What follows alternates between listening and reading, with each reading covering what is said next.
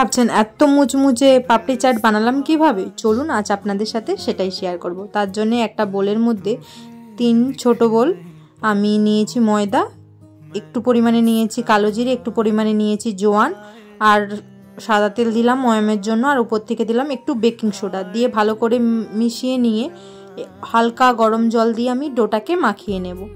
দেখুন আমি ডোটাকে মাখিয়ে নিয়েছি।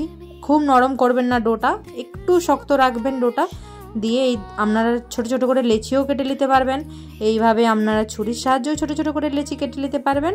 দেখুন আমি হাতের সাহায্যে বানিয়ে নিচ্ছি। আপনারা চাইলে বড় করে লেচি বানিয়ে তাতে সাইজ মতো কেটে নিতে পারবেন, কিন্তু আমার এটাতেই সুবিধা বলে মনে হয়। আর উপর থেকে কিছুটা পরিমাণ দিলাম ময়দা।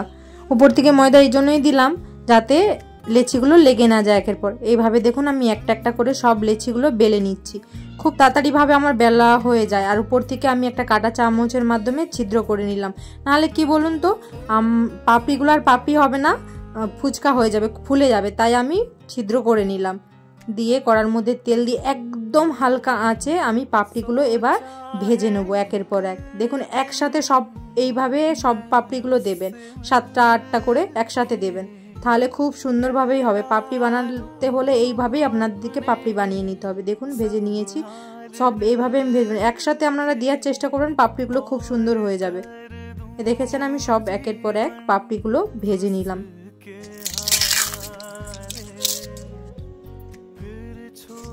দেখেছেন কত ক্রিস্পি হয়েছে।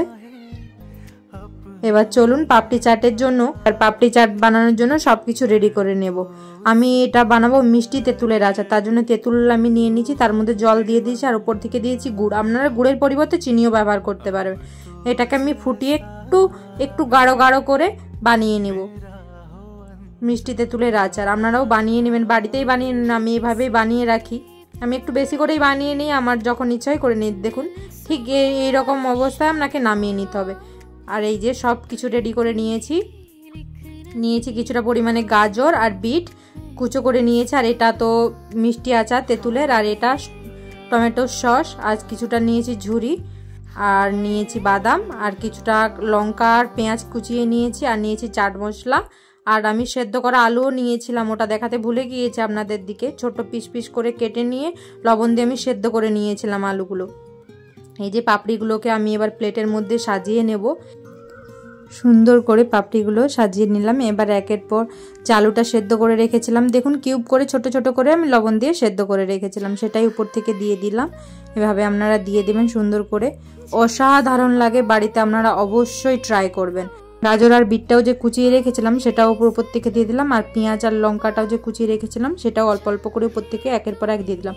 আর দিয়ে দিলাম পাপড়ি চাটের যে মশলাটা সেটাও দিলাম।